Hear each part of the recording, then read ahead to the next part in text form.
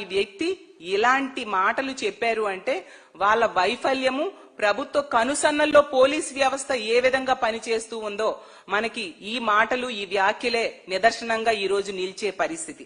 అలాగే డ్రగ్స్, గంజాయి, కల్తీ మద్యం, ఇల్లీగల్ మద్యము అనేవి ఈ 18 నెలల కాలంలో విపరీతంగా పెరిగిపోయాయి. అది మేం చెప్పడం కాదు, కలెక్టర్స్ కాన్ఫరెన్స్ లో సాక్షాత్తు చంద్రబాబు నాయుడు గారు చెప్పడం జరిగింది. వాళ్ళ నివేదికలో ఈ విషయాన్ని వాళ్ళే చెప్పడం జరిగింది.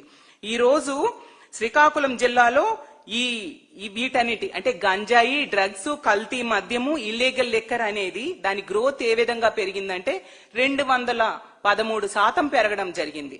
అలాగే నెల్లూరులో 121% గ్రోత్ పెరిగింది.